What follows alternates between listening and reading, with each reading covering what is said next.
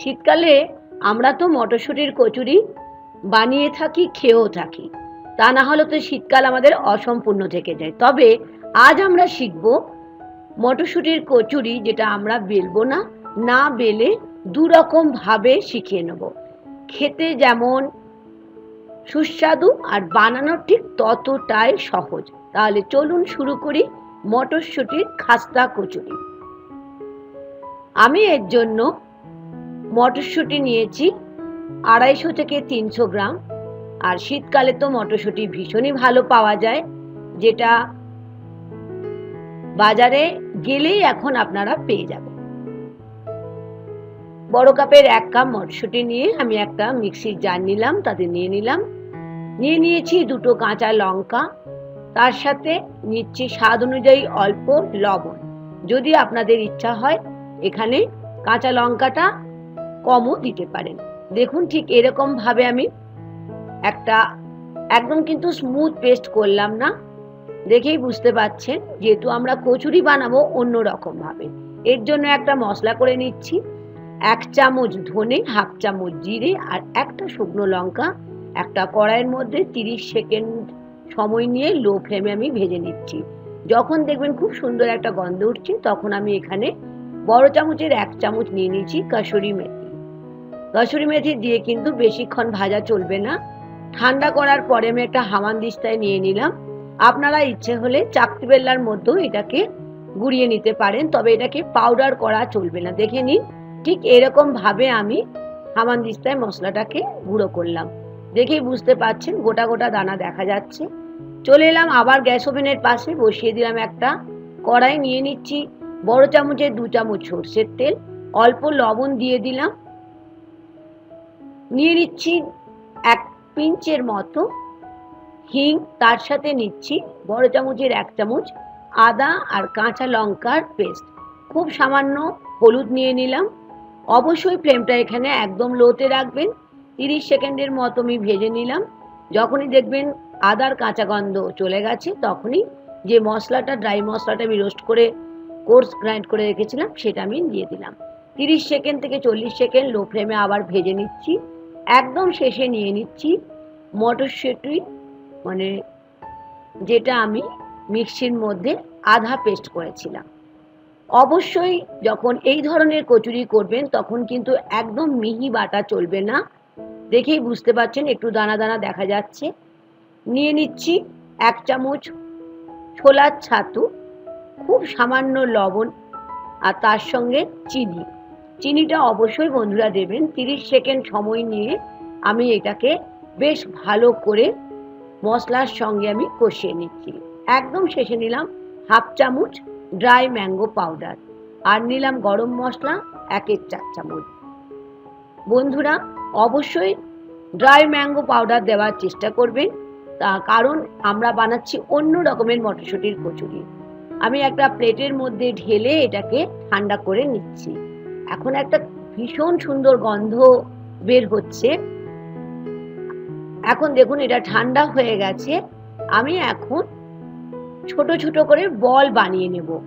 এর কারণ হচ্ছে আমাদের তাহলে কচুরিগুলো বানাতে সুবিধা হবে। দেখুন, দেখেই বুঝতে পাচ্ছেন কত ছোট বানিয়েছি। এখন একটা জায়গার মধ্যে 1 কাপ নিলাম আটা আর আমি 1/2 কাপ নিলাম ময়দা। টোটাল নিলাম 1.5 কাপ। নিয়ে নিলাম ছোট চামচের 1/2 চামচের মতো জোয়ান। যদি আপনারা এটা ময়দাতে করতে চান, পুরোটা ময়দাতেও করতে পারেন। নিয়ে নিলাম 1/2 চামচের মতো লবণ আর 4 থেকে 6 চামচের মতো সাদা তেল। কচুরি বানাবার জন্য তেলটা অবশ্যই লাগবে। আমরা টোটাল ময়দা নিয়েছি 150 গ্রাম, সেজন্য এখানে 75 গ্রামের মতো, মানে 1/4 কাপের মতো আমি তেল নিয়েছি।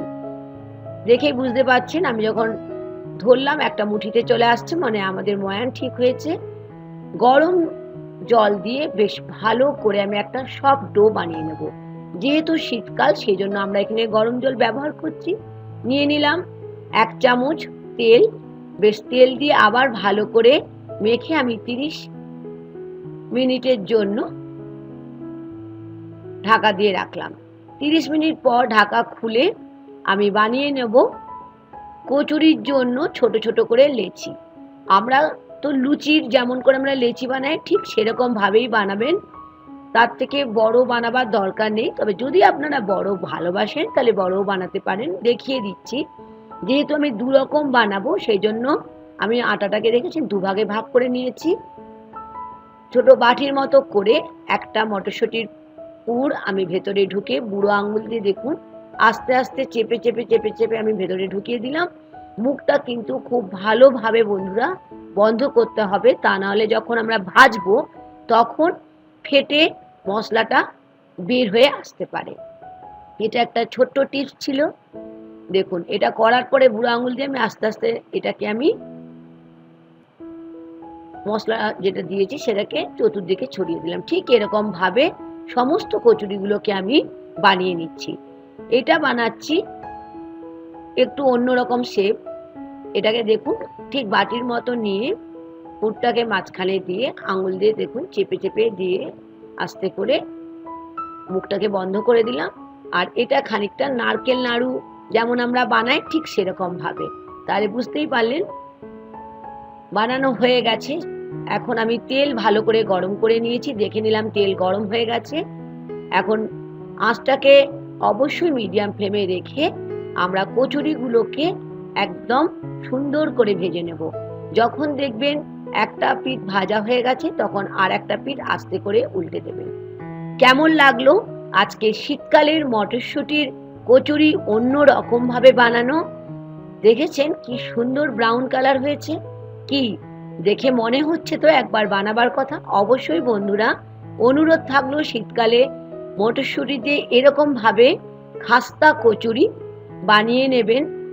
এক ধরনের কচুরি আমার ভাজা হয়ে গেল, আর এক ধরনেরটা ভেজে নিচ্ছি যেটা আমি গোল গোল করে বানিয়েছিলাম।